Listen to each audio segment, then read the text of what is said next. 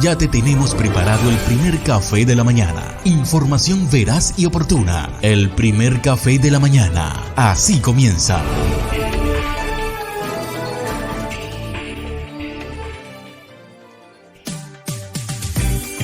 Recién hecho, con información veraz. El primer café de la mañana.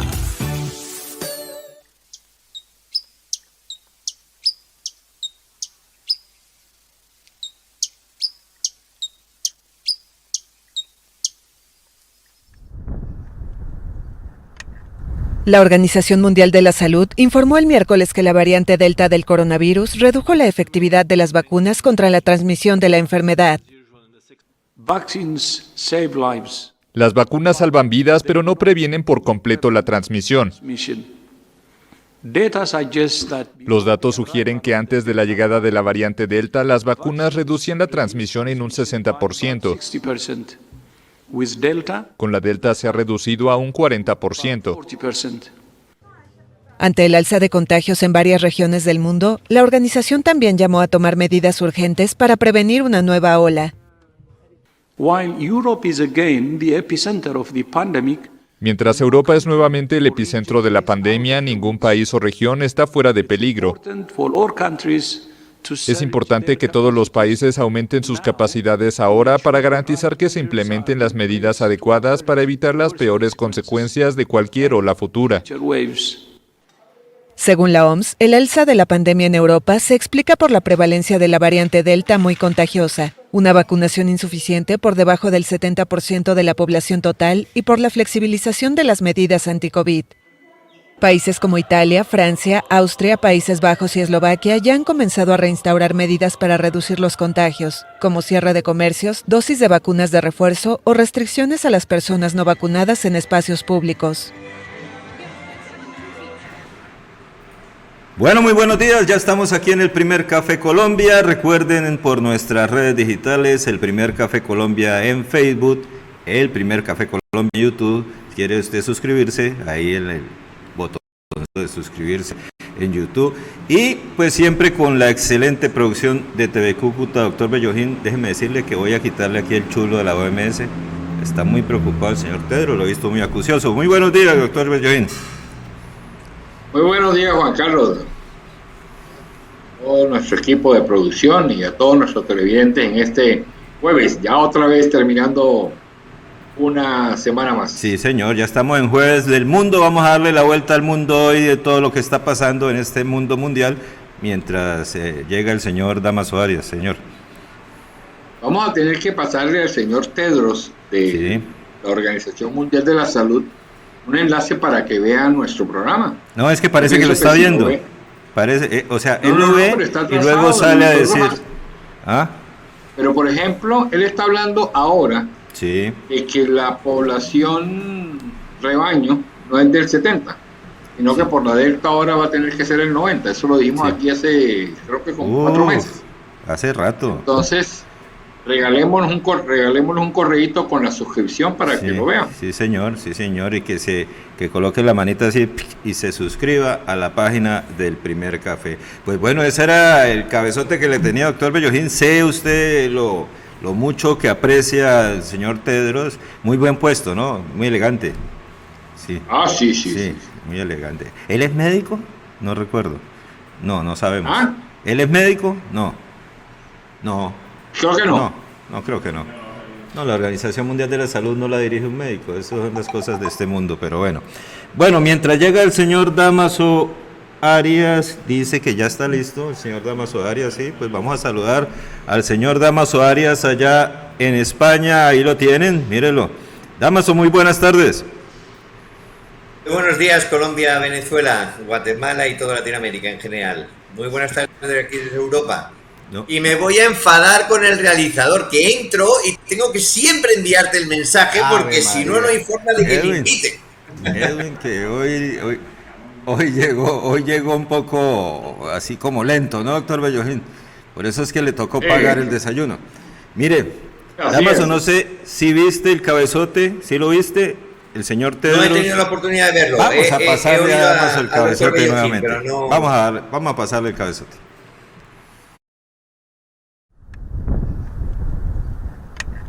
La Organización Mundial de la Salud informó el miércoles que la variante Delta del coronavirus redujo la efectividad de las vacunas contra la transmisión de la enfermedad. Vaccines save lives. Las vacunas salvan vidas, pero no previenen por completo la transmisión. Data suggests that Los datos sugieren que antes de la llegada de la variante Delta, las vacunas reducían la transmisión en un 60%. 60%. With Delta, Con la Delta se ha reducido a un 40%. 40%. Ante el alza de contagios en varias regiones del mundo, la organización también llamó a tomar medidas urgentes para prevenir una nueva ola. While Europe is again the epicenter of the pandemic, Dice el doctor Bellojín Damaso que el señor Tedros debería haber más seguido el primer café. Eso lo dijo Damaso Arias hace como 3 meses, doctor Bellojín. Sí, ¿o no? así es. A ver, hay una cuestión que antiguamente, porque ahora ya muchos oyentes nuestros son más jóvenes, y no, antes cuando estábamos con estos ordenadores antiguos, ¿os acordáis del 8086, el 286, el 386? Pues cuando los que teníamos el 386 decíamos de los otros, dice, oye, tú es que todavía estás con una CPU del 286, es decir, digamos que lleva una CPU este caballero bastante lenta respecto a la realidad del mundo. Sí. Y después hay una cuestión que es que me enerva, porque es que, en serio, este hombre es un verdadero inútil. Es decir, el epicentro de la Delta no es Europa. O sea, el epicentro de ahora del contagio es Europa, porque Europa lo tiene identificado. Habría que ver el resto de países cuántos hay con la Delta Plus, pero no lo tienen identificado. Es que, en serio, discúlpenme, pero lo voy a decir, este tío es tonto, pero tonto de remate. O sea que no O le sea, quito, decir que el epicentro lo tiene Europa. no le quito el chulo Y el todavía. segundo tema más importante, No. Ujú. Vamos a ver, sabemos, y lo hemos dicho en este programa, ¿vale?, que las vacunas no curan. Las vacunas no impiden que te contagies, te puedes contagiar igualmente. Depende de tu situación y de tu capacidad inmune respecto, digamos, al virus que te está entrando. Pero hay un tema muy importante, y lo más importante de todo, porque con ese tipo de discursos lo único que les estás dando la razón son a los que no se vacunan. Sí, claro, total. Pero hay una segunda parte muy clara que ha omitido, por eso digo que es tonto de remate este hombre. O sea, está diciendo vacúnate, pero no te sirve para nada. No, sí señores, sí que sirve. El índice de mortalidad dentro de los vacunados es muy inferior a los vacunados. Así Y el es. índice de mortalidad y de afección dentro de las personas por encima de los 60 años es radicalmente distinta a los que no se han vacunado. Tanto es así que en España bajó un 97% el contagio entre las personas por encima de los 60 años. Sí. Eso es lo que hay que decir. Claro, porque La vacuna no cura, la vacuna no evita que te puedas contagiar, pero la vacuna evita que te mueras. Eso es lo más importante. Claro, porque Damaso y doctor Bellojín, ahora el negacionista va a salir a decir, el señor de la OMS dice que las vacunas no funcionan. Sí, claro. Así es, totalmente, así es, sí. así Pero, es. bueno, ¿qué le vamos a hacer? Y el tipo de lo que estábamos hablando, Juan Carlos, no es porque no sea médico, de hecho no es médico, pero sí es biólogo. Y teóricamente en su hoja de vida usted ve que tiene magíster en todo lo que quiera, pero no, le quedó grande el tema, le quedó grande desde su historia, desde su inicio, desde su intervención cuando ha debido hacerse, que se inició el problema en China, el tipo, nada. María, Damaso. Yo aquí enlazaría con lo que estábamos hablando ayer. No por ser doctor eres más inteligente, a veces Sí. eres más tonto, ¿vale? Claro. Es decir, el problema de esta gente es que está totalmente alejada de la realidad cotidiana del día a día, de la situación por la que pasan médicos como el doctor Bellojín, de tener que pelearse y justificar el por qué hay que ponerse la vacuna. Por eso te digo que una cuestión es, digamos, tener una cierta inteligencia o llegar a unos ciertos límites, que no hay que ser inteligente para ser doctor, hay que solamente saber copiar, como hablábamos ayer, ¿no? Entonces, copiar bien. El problema es que al que pillan es que ha copiado mal, pero al final Sí. es que el 99% de los doctorados es que copian bien, porque nadie inventa nada. El día que alguien invente algo, digo, ese sí que es un doctor. Sí. El día que alguien diga algo diferente a lo que está en el mercado, diré, ese sí que es un doctor. Pero copiar textos y evaluar lo que decía el otro y decir que tenía razón, pues para mí eso no es un doctor, eso es un cretino. Sí, sí. Entonces, a partir de ahí, este caballero puede tener todos los magísteres que quiera, pero ¿cuántos años lleva sin pisar la calle? ¿Cuántos años lleva sin echar gasolina él personalmente en una bencinera? ¿Cuántos años lleva sin comprarse un café? Ese es el problema de los dirigentes que tenemos actualmente a nivel mundial. Y esos son los que intentan vislumbrar cuál es el objetivo. Y puedo preguntar... Mucho menos ir a un mercado a hacer una compra de una casa, sí. Y mucho menos. O poner una vacuna, o coger una pipeta en el caso suyo. Es que dudo que haya cogido una pipeta en los últimos 35 o 40 años. ¿Y cuánto es el periodo de permanencia del director de la OMS normalmente? ¿Cuántos años? ¿O 2, 3? No, la verdad no tengo la información esa, pero eso lo define la ONU, ¿no? Ah, la ONU. Ah, ya. Yo creo que eso no, digamos, es un periodo sin que lo define la ONU, pero yo creo que habría que definirlo. El periodo es hasta que empieza a ser inteligente. Cuando empieza a ser inteligente es cuando los quita. Ah, María. Bueno, mire, vamos a cerrar por este momento el apartado de la OMS.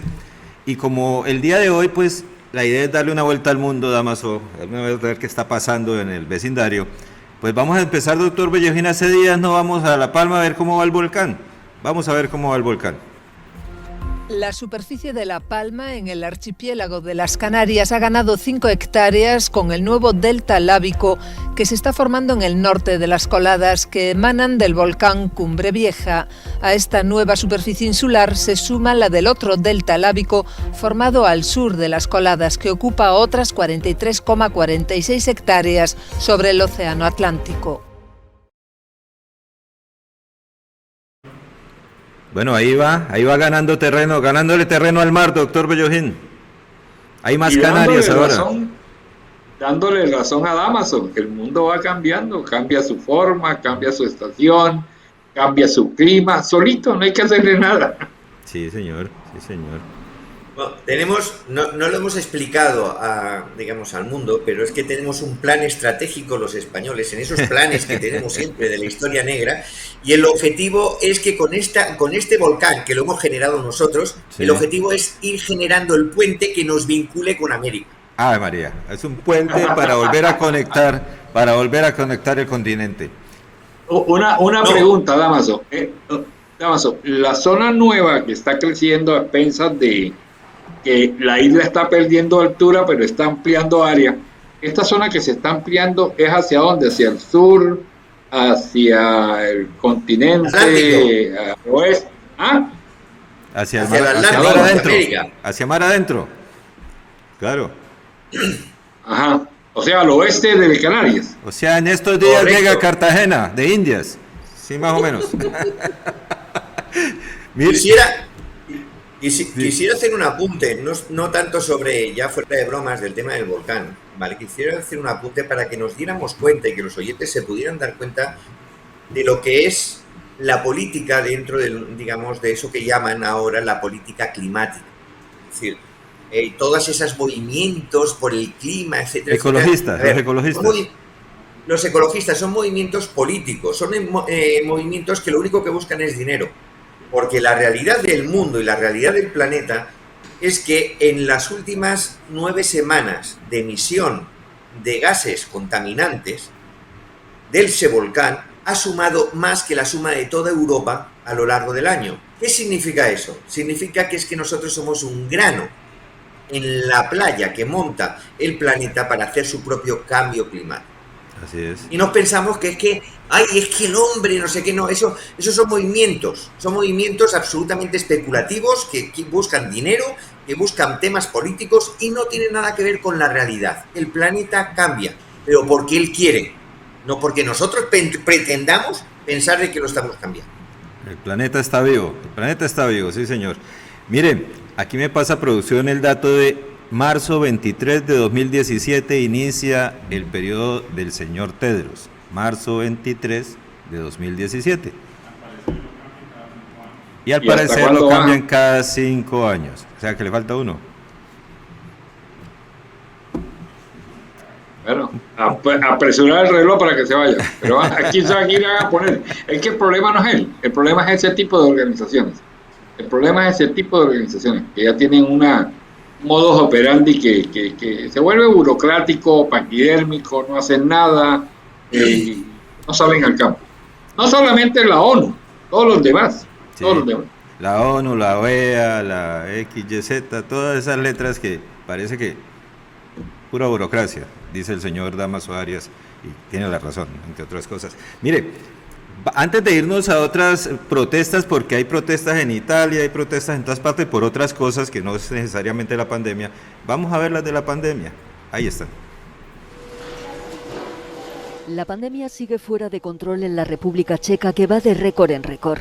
En las últimas 24 horas ha contabilizado cerca de 26.000 nuevos casos, la cifra más alta desde el inicio de la pandemia. El gobierno checo ha rechazado decretar un confinamiento, dejando la elección a las autoridades regionales. La semana pasada la situación era tal que solo se vacunó a un paciente de cada 9 y ahora nadie está vacunado. Así que desde mi punto de vista estas cifras muestran claramente el impacto de la vacunación en el destino de los pacientes.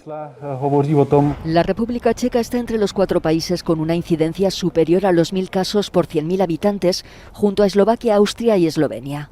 En Alemania la incidencia superaba los 400 y registraba casi 67.000 nuevos contagios en 24 horas. Esta semana superará los 100.000 muertos. Europa concentra 2/3 de los casos globales de COVID y es la única región del mundo donde aumentan, un 11% la semana pasada. El Centro Europeo de Prevención y Control de Enfermedades ha advertido de un riesgo muy alto en las próximas semanas, alentando a la vacunación y la dosis de refuerzo para los mayores de 40 años y las personas vulnerables, iniciativa que apoya la presidenta de la Comisión Europea. La OMS en Europa muestra su preocupación. Estamos muy alarmados. Acabamos de superar muy tristemente la barrera de 1,5 millones de muertos la semana pasada. Si seguimos el rumbo actual, estamos proyectando más de 500,000 de muertos más para la primavera del próximo año. Italia ha hecho obligatorio el certificado COVID para entrar en restaurantes y locales de ocio y deportivos. También hará obligatoria la tercera dosis para sanitarios, personal de residencias, fuerzas del orden, profesores y empleados de la administración pública.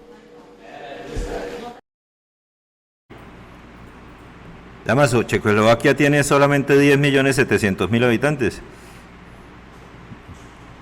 Bueno, a ver, Chequia. Es que hay que diferenciar Chequia de Eslovaquia. República Checa. Que ya son 2 países ya. Sí, República Checa. Sí, República Checa. Pero, digamos, la incidencia con respecto a los habitantes es alta. No, a ver, está muy alta. Estamos hablando de que, como decíamos ayer, nosotros estamos alarmados porque tenemos una incidencia de 100 afectados por cada 100.000 habitantes y ellos tienen una incidencia de 1.000 afectados por cada 100.000 habitantes. Es decir, estamos hablando de unos disparados, incluso no 1.000, sino muchos más de 1.000, ¿no? Entonces, ¿pero cuál es el tema de todo esto? El tema de todo esto es la vacunación. Sigo diciendo lo mismo, yo no estoy a favor de obligar a la gente a vacunarse. Lo que sí, de firmar un protocolo por parte de esas personas, de manera que no pidan después asistencia médica en el caso de no vacunarse. Porque no tenemos que aguantar el resto de los, digamos, de la sociedad, esas personas que deciden no seguir el camino lógico de la sociedad. A mí me hace mucha gracia porque muchos de estos últimos que han muerto, y sobre todo en España, voy a hacer un vídeo porque estoy súper malo y me arrepiento ahora. Oye, no, es que tú no tendrías que haber estado ni en la UCI. Tú tendrías que haberte muerto en la calle. Disculpa que no sea tan bruto como eso. Si tú no estabas por la labor de... Claro, a ver, arrepentirse cuando estás en la UCI, cuando estás ocupando el puesto de una persona que a lo mejor sí que ha cumplido absolutamente con todos los parámetros, perdona, yo no estoy de acuerdo. Esas personas tienen todo el derecho a vacunarse, lo digo claramente. O sea, yo acepto y apoyo a los negacionistas para que no se vacunen. Pero por favor, que firmen una nota diciendo de que tampoco tienen la asistencia social del país. Sí, claro. Así de claro. Así debería ser, ¿no? Así debería ser. Así debería ser. Así como cuando te vacunas firmas un consentimiento informado, cuando no te vacunas también tienen que firmar un consentimiento diciendo no me vacuno. Entonces, si no tengo obligación, tampoco pues tengo derechos. Así de sencillo. Así es. Bueno. O sea, Hay una cuestión que sigo diciendo, y yo creo que tendríamos algún día que invitar a una empresa que se está dedicando a este tema, pero hay una cuestión, y ya lo han dicho muchos científicos, también hay que decir que el que ir con el carnet de vacunación, yo no estoy de acuerdo. ¿Por qué? O sea, para presentarse y entrar en un restaurante. Porque el carnet de vacunación, lo único que es, si yo me contagio aquí, me voy a contagiar poco. O voy a tener menor problema. Pero el problema es que tú a lo mejor vas vacunado, pero no vas inmunizado. Es decir, tú puedes estar con el COVID y puedes pasarlo a terceras personas. Con lo cual, ese planteamiento, yo lo he vivido ahora en Ginebra, en Suiza, lo viví, de que cuando entramos en el restaurante me dijeron, oye, no, tienes que traer Además fue muy divertido porque tienes que traer el código QR de vacunación, no sé qué, y yo le enseñé el que me obligan a firmar en el aeropuerto de Ginebra, que son de las autoridades suizas, y dijo, no, ese no me sirve, es el europeo. Total, que tuve que enseñar el de España, ¿no? Cosa que no me dejaron entrar con eso por el aeropuerto, tuve que firmar otro, o sea, eso es de locos. Lo que ocurre actualmente en el mundo es de locos. Hay que sacar 15 QR distintos para no saber con cuál. Pero hay una cuestión, ¿qué pasa si yo hubiera ido con la enfermedad? Estaría contagiando a todos los del restaurante. Claro. Entonces, ¿cuál es la solución? Y lo dicen científicos, no lo digo yo. Yo espero que el doctor Bellojín me diga si es correcto o no. Es que vamos a tener que cambiar, no nosotros, sino la tecnología mismo va a tener que adaptarse. Y hay empresas que se están adaptando a ello, para que cada 2 o 3 días nos hagamos una prueba. Sí, claro. Sencilla, no hay que ir a ningún sitio, tiene que ser sencillo, tiene que buscarse estructuras diferentes de manera que tú bajes, tú te la hagas de alguna manera y automáticamente te digan si estás ahora mismo contaminado o no.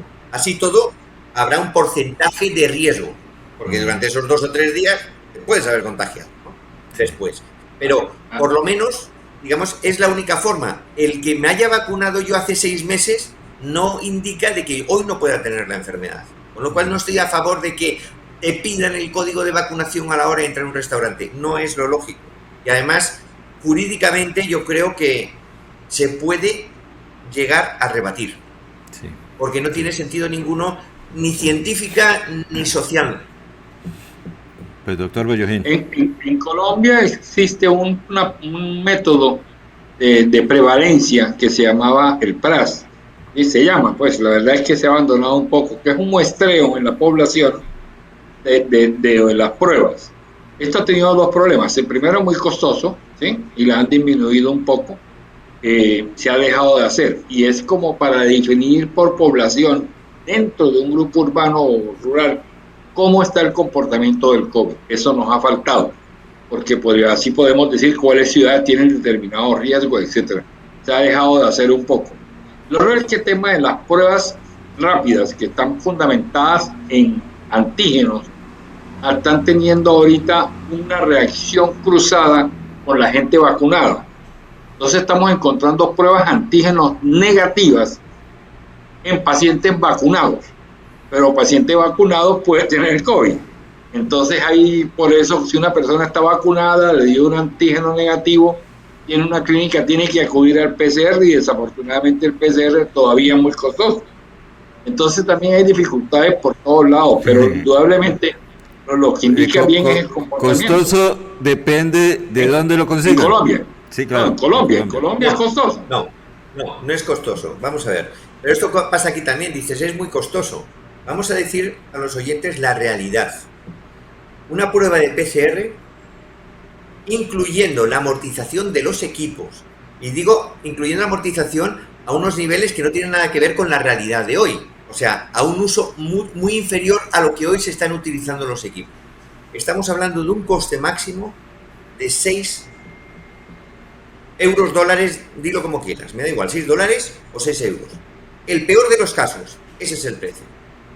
6. Pero en Colombia vale ganancia.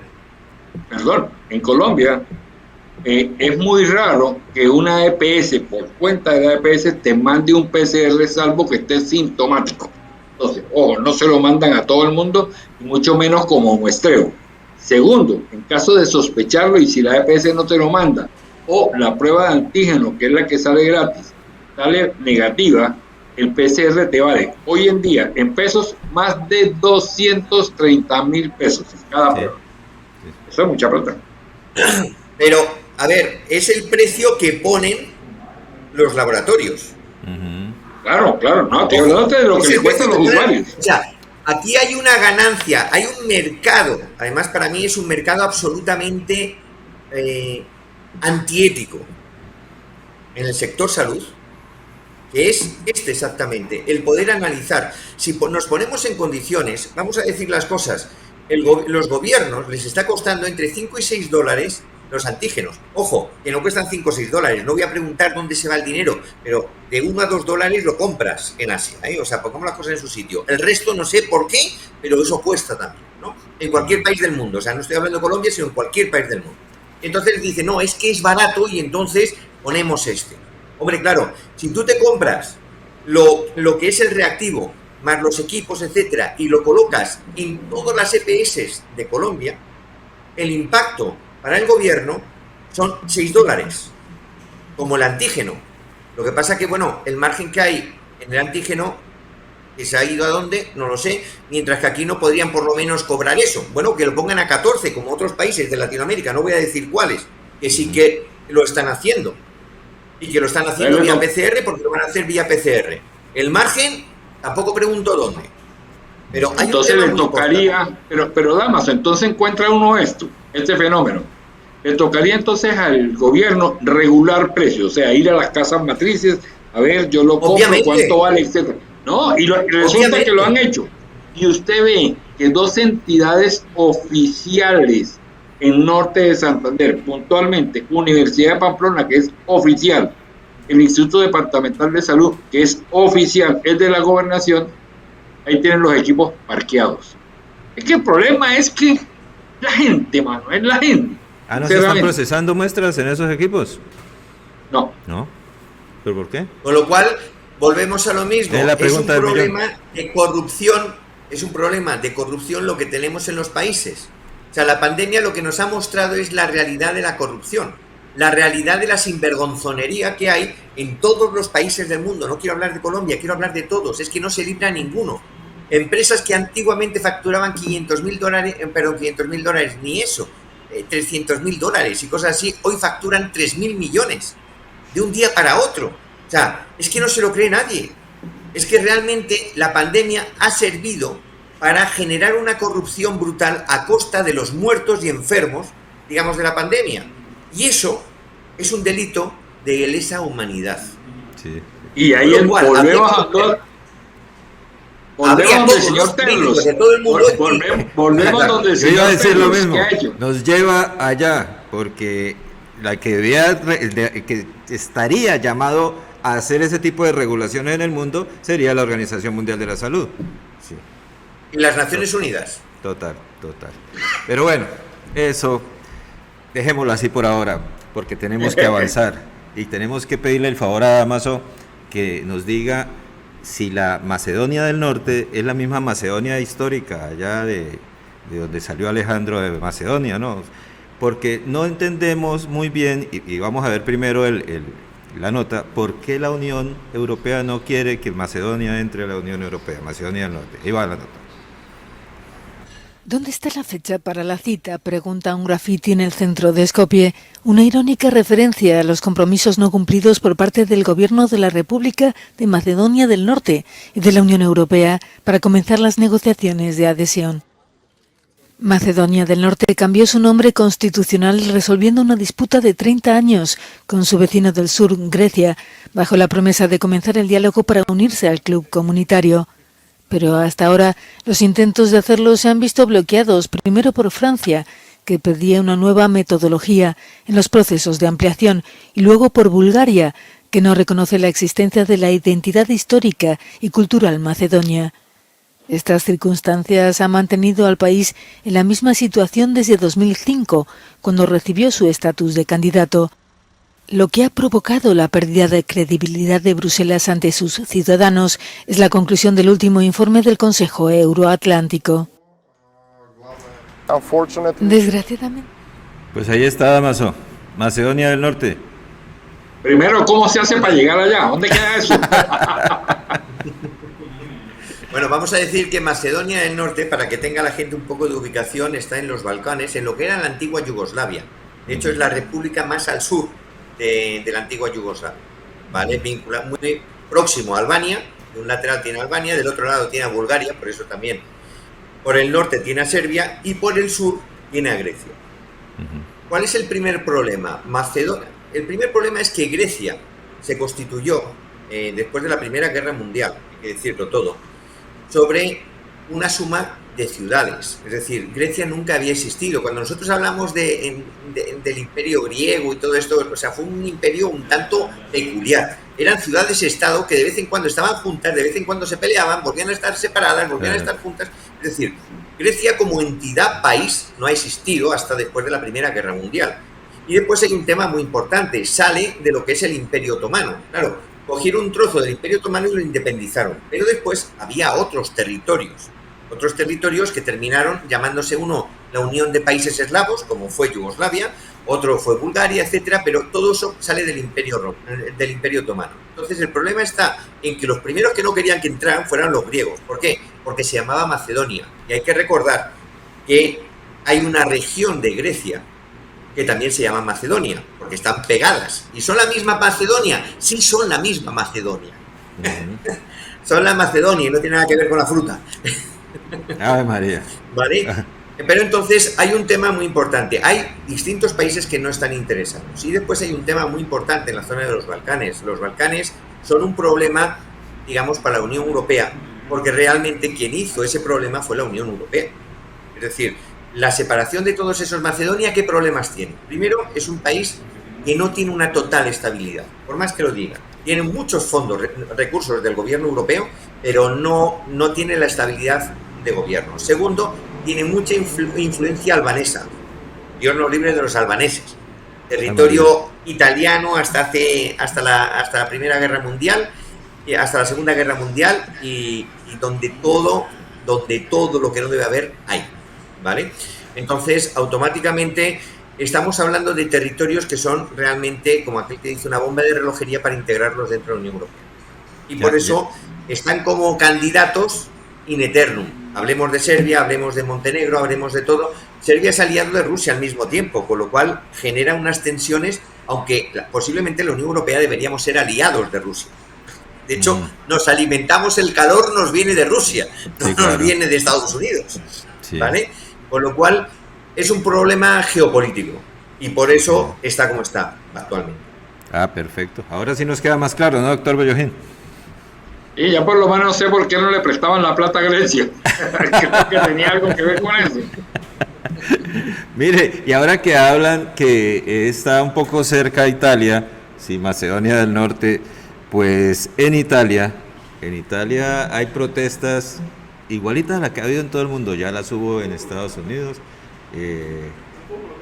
Aquí tenemos un pequeño problema de producción, sí, pero me voy a comerciales. Me dice que no, pero hablando de protestas, hasta hoy en Bogotá tenemos la feria de 5 marchas y ya sabemos cómo terminará. Sí, pues por acá. En Italia están protestando los taxistas por lo de Uber. Ya protestaron en Estados Unidos, en Colombia, en España, en todas partes. Pues ya yo creo que haya necesidad de protestar porque Uber vaya a entrar también en Italia, ¿no? O porque esté trabajando allí. Lo más curioso es que si miramos quiénes son los propietarios de las compañías de Uber, porque Uber es una entidad internacional, pero normalmente se asocia con locales. Y curiosamente, los empresarios de los taxis son los propios propietarios de los empresarios de los vehículos Uber que hay en cada uno de los sitios. Con lo cual es que a veces digo, hay ciertas manifestaciones que no termino de entenderlas. Pues no, porque entonces, ¿por qué protestan si son los mismos dueños? No.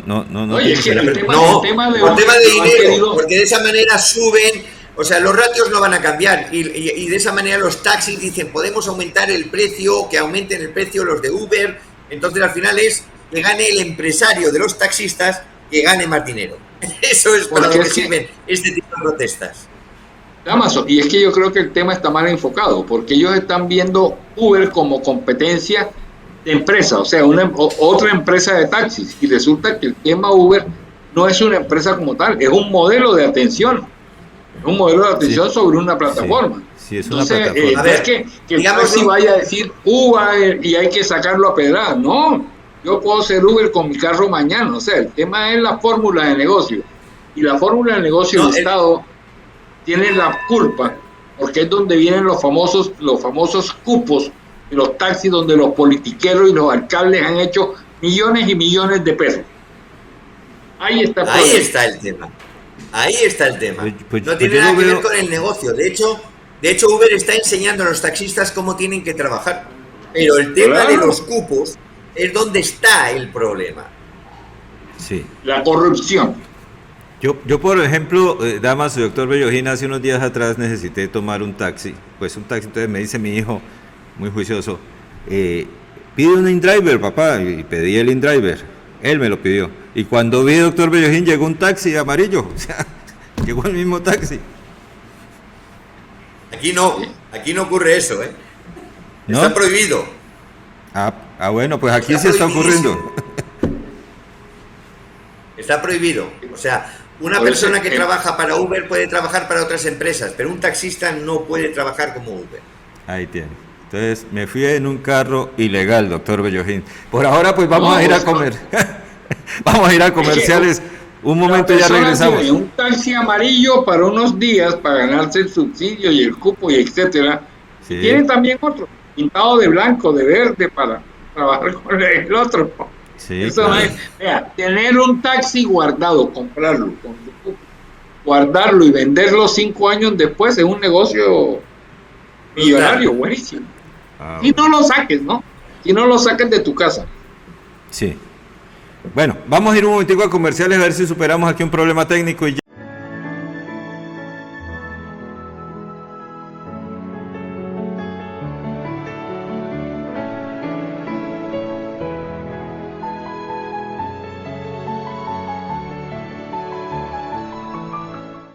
Sorteos millonarios.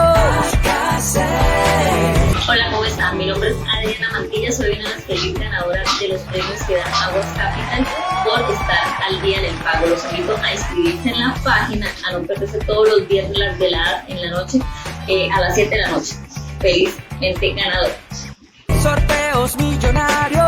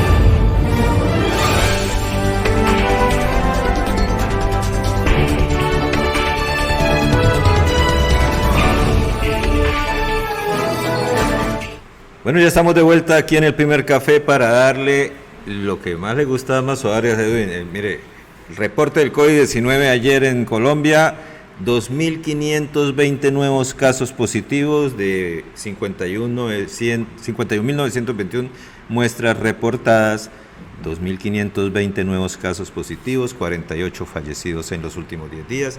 De esos 2.520, al departamento norte de Santander le correspondieron 276 nuevos casos, 9 fallecidos lamentablemente. Hasta el día de ayer han fallecido en el departamento norte de Santander por COVID-19 4.485 personas.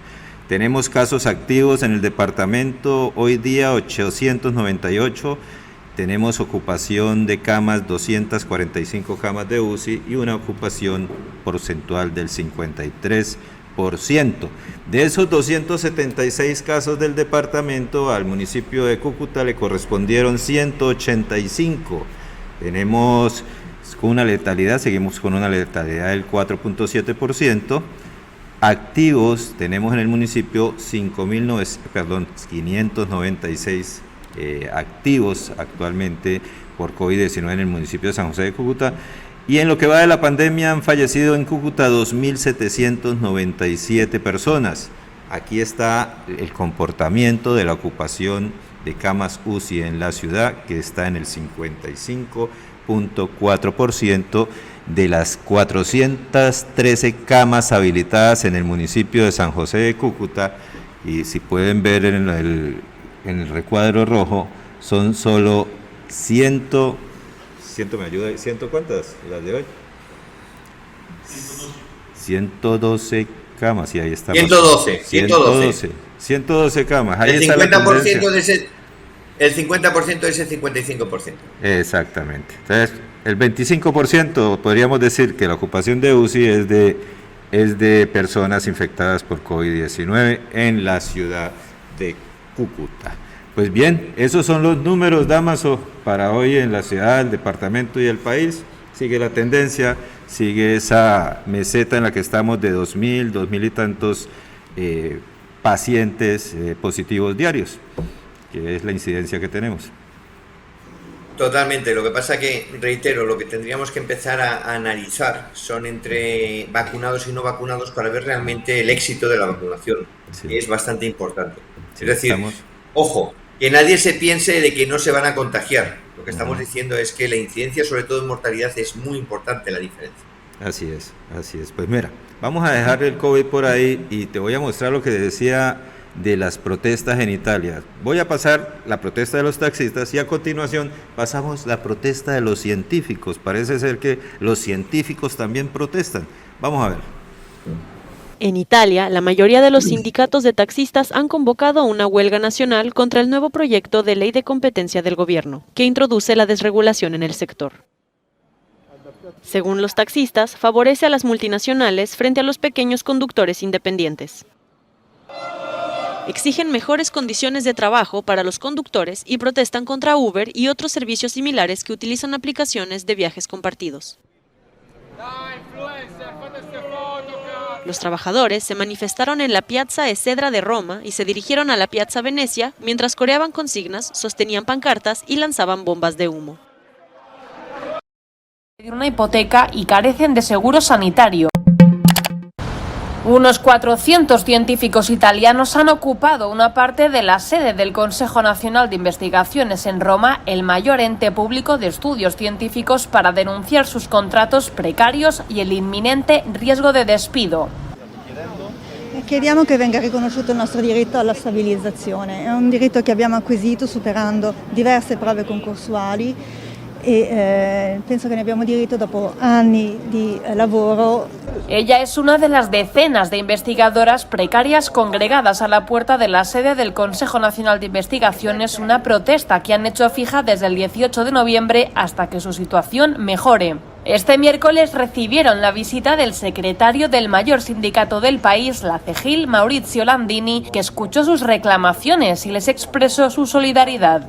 Los científicos reclaman que trabajan con contratos de corta duración, entre 6 meses y 1 año, y que su renovación depende de los fondos del momento. Lamentan incluso trabajar gratis. Debido a esta situación de incertidumbre, no pueden pedir una hipoteca y carecen de seguro sanitario. Los investigadores advierten de que sus contratos no pueden ser renovados porque han superado el límite de 6 años y los indefinidos están bloqueados. La dirección del Consejo Nacional de Investigaciones ha propuesto la regularización de 50 científicos, una cifra que los sindicatos y organizaciones de la protesta ven del todo insuficiente.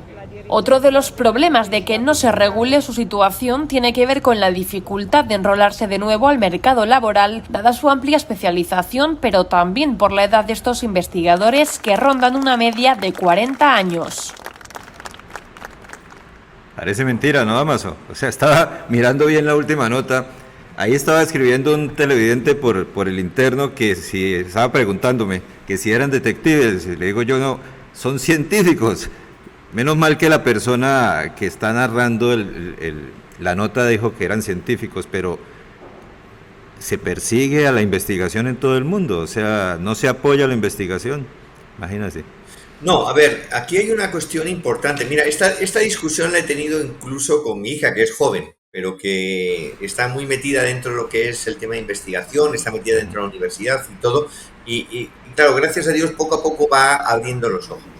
Hay un tema muy importante. Yo creo que Europa, igual que otros países, ojo, porque en su época Colombia era de los que se diferenciaba positivamente en este sentido. Pero Europa creo que se ha quedado obsoleta en un tema, y es en el campo científico público, ¿vale? También hay un tema muy importante. Yo no estoy a favor del campo científico público. ¿Y por qué? Porque al final se transforman en burócratas, no en científicos, se transforman en burócratas que van a cobrar su salario, investiguen, no investiguen, hagan o no hagan. Entonces, yo creo que el mundo de la ciencia tiene que ser correctamente remunerado, pero tiene que estar vinculado a lo que es el sector privado. Y eso sí, es culpa de los gobiernos el que no haya mayor inversión por parte de las empresas en lo que es el parámetro, digamos, de investigación. ¿Por qué? Lo digo muy rápido. En Estados Unidos el 100% de lo que tú dedicas a investigación va directamente a reducirse de tus impuestos. En Europa, por ejemplo en España, solo el 10%. Con lo cual, no es interesante para ninguna empresa invertir en investigación.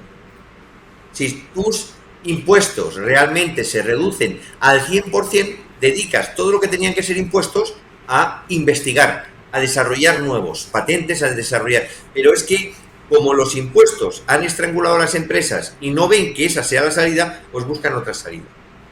Pero tengo muy claro que para mí la investigación no puede ser pública, tiene que ser privada.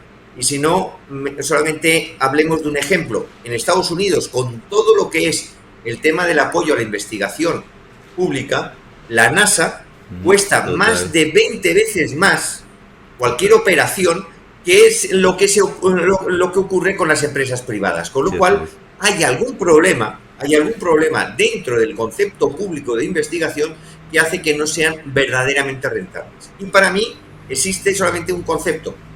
En lo público genera, digamos, burócratas. Lo privado, sabes que hoy estás en la empresa, pero como no des resultados, mañana no vas a estar. Claro, porque una investigación de 10 años puede volverse una investigación de 40, ¿sí? Absolutamente. Claro. O 25 veces más cara, por cualquier motivo. No estoy hablando de corrupción, estoy hablando de dejación, que son dos cosas distintas. Pero mira que yo iba a colocar el mismo ejemplo que tú pusiste con respecto a la NASA. Yo pienso que la evolución de las firmas privadas en lo que tiene que ver con la era espacial, de la nueva era espacial, por decirlo así, con la apertura, ha sido más evolutiva, el desarrollo ha sido más rápido que todos los años de la NASA, digo yo, no sé. Correcto, no sé si correcto, absolutamente. Y le pasa eso, le pasa en China, pasa lo mismo y pasa lo mismo en todas partes. Los principales desarrollos que se están haciendo en China, que nadie se piense que lo está haciendo el gobierno, lo están haciendo empresas que, de acuerdo, son semipúblicas, pero están gestionadas como si fueran privadas. Con lo cual, automáticamente hay una cierta, eso lo han entendido los chinos perfectamente, hay una cierta, digamos, competitividad que hace que las cosas vayan más rápidas incluso en el campo de la investigación. La labor del Estado, de cualquier Estado en el mundo mundial, sería apoyar la investigación dando, digamos, a las empresas unos alivios tributarios, a las empresas que investiguen y que demuestren resultados, ¿sí? No porque yo voy a andar una empresa de investigación, entonces voy a eximirme de pagar impuestos. A los que den resultados se les apoya. No, a ver, yo creo que tiene que haber dos cosas. Primero, hay que decirlo, y vuelvo a lo mismo, en investigación hay que invertir mucho dinero por parte de farmacéuticas, ingenierías y por parte de todo, ¿no? No todo lo que se va a investigar va a llevar a buen puerto. ¿Por qué? Porque es parte del riesgo que hay. Claro, pero si tú ese riesgo te lo estás descontando de impuestos al 100%, las empresas están dispuestas a asumir más riesgos. Si tú no estás por la labor, automáticamente no lo hacen. Cabe destacar que, por ejemplo, y ya que estamos hablando a nivel de hoy de internacional, del mundo internacional, por ejemplo, esa es una de las grandes visiones de Suiza. Suiza ha dejado de ser paraíso fiscal, Suiza ha dejado de ser el atractivo para lo que es la inversión financiera, pero ¿qué es lo que está haciendo el gobierno suizo? Financiando y eliminando los impuestos de todas aquellas empresas de alta tecnología que coloquen allí sus laboratorios, que coloquen allí sus fábricas y que además se vinculen con las universidades locales. Es decir, que tengan... Entonces, no pagas impuestos de ningún tipo. Hay que decirlo así, no pagas impuestos de ningún tipo. Ese es el concepto que el resto de países europeos y no europeos deberíamos hacer si queremos aumentar el nivel de investigación en nuestros países, que es el futuro, que es el negocio. O sea, hasta las empresas privadas sobreviven si investigan. Si no investigan, no sobreviven. Se transforman solamente en acompañantes hasta que llega un momento en el que la propia economía te elimina como tal. O sea, hay que estar investigando, pero los gobiernos tienen que ayudar. Si no, yo estoy aquí en Europa y yo me iré a Suiza porque me cuesta menos que si lo tengo que hacer en España. Sí, porque para ser competitivos pues hay que investigar. Si no, eres parte de lo mismo. Sí, prácticamente. Bueno, pues se nos acabó el tiempo, señor Damaso Arias, allá en Europa. Ya el doctor Bellojín se fue a vacunar gente. Leo nos dice por el interno que tampoco tuvo internet buena hoy. Parece ser que está de vacaciones el señor que ve el primer café allá, el que maneja el internet en Venezuela. Y el doctor Yesid que se aliente de su fuerte gripa que tiene en estos momentos por la llegada del invierno. Nos vemos mañana en el primer café. Chao, chao.